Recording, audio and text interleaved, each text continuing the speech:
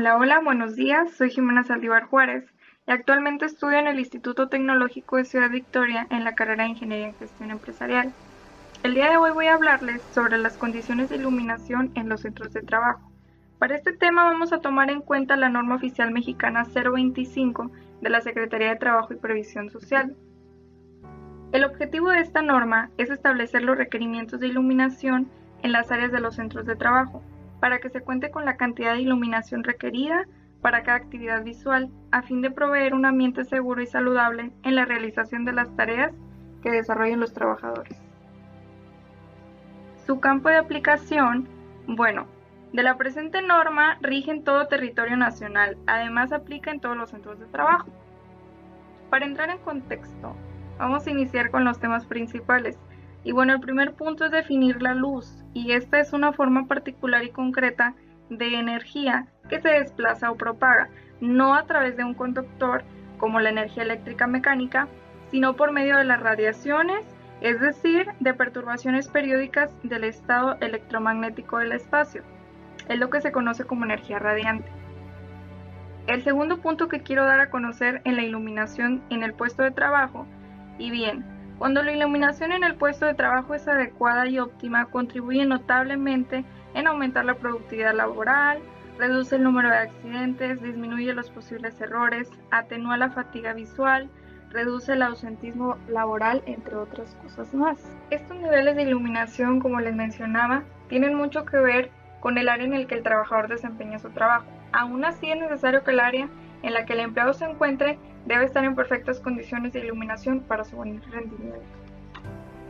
Como vemos en esta imagen, es bastante difícil trabajar en un lugar en donde la iluminación no es la adecuada. Pero también existen niveles de iluminación mínimos, dependiendo del tipo de tarea visual o área de trabajo, como ahorita les comentaba.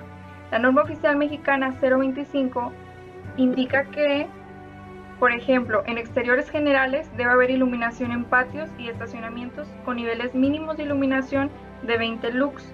En interiores generales de las áreas de trabajo es importante que la iluminación esté en almacenes de poco movimiento, pasillos, escaleras, estacionamientos cubiertos, labores en minas subterráneas, iluminación de emergencia. Estos niveles mínimos de iluminación en los interiores generales son de 50 lux. En el caso de áreas de circulación, pasillos, salas de espera, sala de descanso, cuartos de almacén, plataformas, cuartos de calderas, los niveles mínimos de iluminación corresponden a 100 lux. Los niveles de iluminación, por ejemplo, en las áreas de trabajo donde existen servicio al personal, que son recepción, almacenaje rudo, despacho, casetas de vigilancias, cuartos de compresores, entre otros, sus niveles mínimos de iluminación corresponden a 200 lux. En el caso de talleres, como áreas de empaque y ensamble, aulas y oficinas, sus niveles mínimos de iluminación corresponden a 300 lux. Los talleres de precisión, por ejemplo, sala de cómputo, áreas de dibujo, laboratorios, los niveles mínimos de iluminación corresponden a 500 lux. En el caso de los talleres de alta precisión, por ejemplo de pintura y acabados de superficies y laboratorios de control de calidad, sus niveles mínimos de iluminación corresponden a 750 lux. En el caso, por ejemplo, de procesos, ensamble e inspección de piezas complejas y acabados con pulidos finos, los niveles mínimos de iluminación corresponden a 100 lux. Y por último, no menos importante, los niveles de iluminación en áreas de trabajo como procesos de gran exactitud. Debe haber ejecución de tareas visuales de bajo contraste y tamaño muy pequeño por periodos prolongados.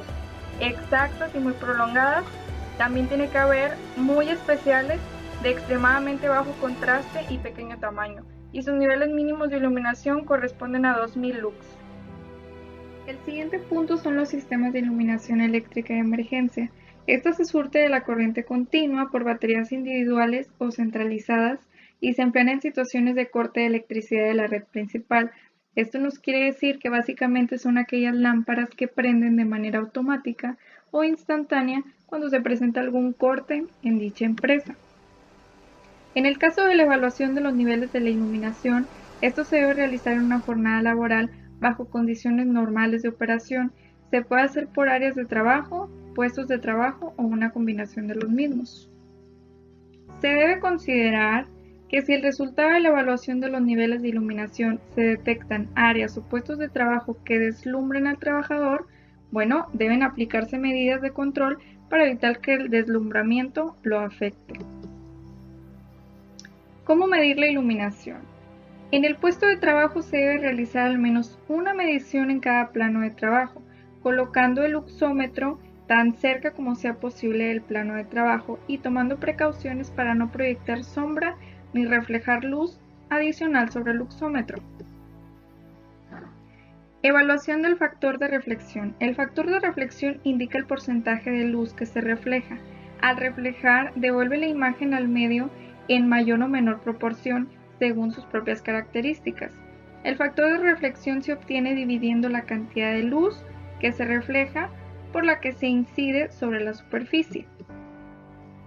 Y bueno, un ejemplo, una forma práctica de medir el coeficiente de reflexión de una superficie mate es colocando un luxómetro de cara a la superficie, más o menos a una distancia entre 10 o 15 centímetros, y esperar hasta que la lectura esté estable y ya luego girarlo en sentido contrario.